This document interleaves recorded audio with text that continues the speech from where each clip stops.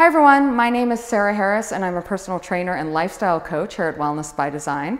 And welcome back to part 3 of my golf conditioning fitness series to optimize your golf game and prevent injury at the same time.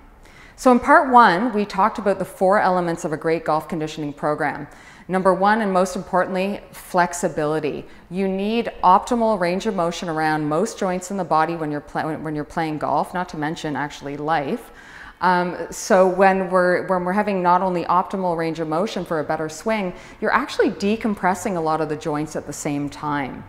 Number 2, we talked about stability, and that's what we're going to address today. We want to be able to stack our joints up on top of one another and be able to align them and stabilize our joints when we're playing golf. Specifically, we want to be able to stabilize dynamically because in golf we're in a bent and rotated position, so we want to make sure everything is stacked and stable. Number 3, which I will address in my last vlog, will be about golf-specific exercises to increase strength and endurance and power, okay?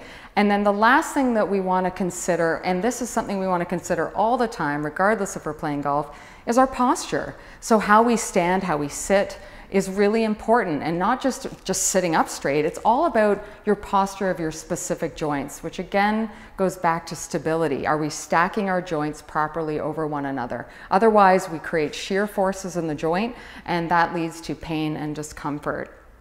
Okay, and then within part 1, I gave you a really great, quick 5-minute, you could do it in the clubhouse, pre-golf warm-up, and I really strongly suggest you do this, if anything at all, just to warm up your joints so you've got that range of motion and to start to increase your nervous system to play a great game.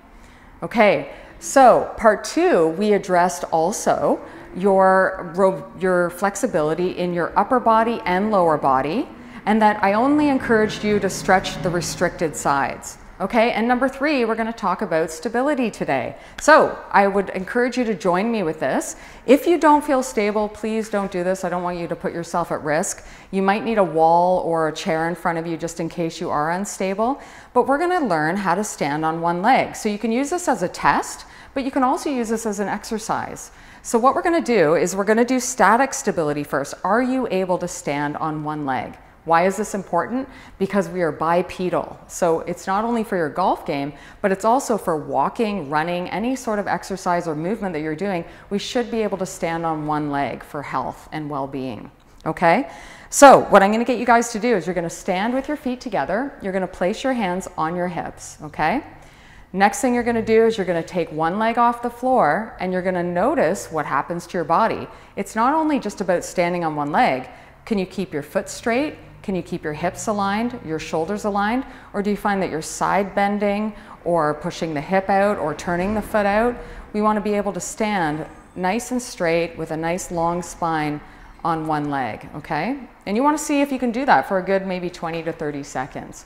Then we're going to go over onto the other leg and try that, okay? And I can tell there's something going on. I'm trying to align my foot and my hip on this side. It's a work in progress. I, like everybody, have issues that I need to work on. So I'm kind of noticing I can do it, but I'm a little off kilter here. Something's not quite aligned. Okay, so I'm just going to put that in my mind.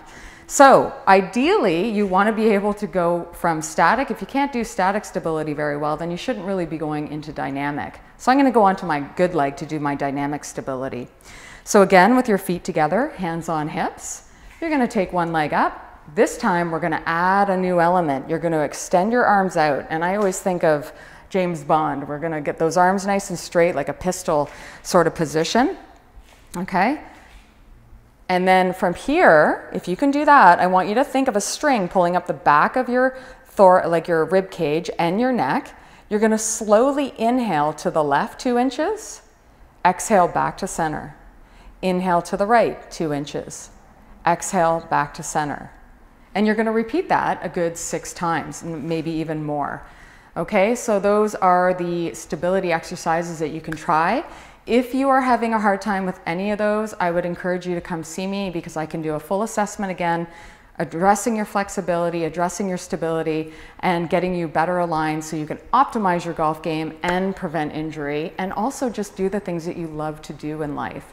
So I will leave you with that. Stay tuned for my final vlog on golf-specific movements to increase strength and power and endurance. And I look forward to seeing you then.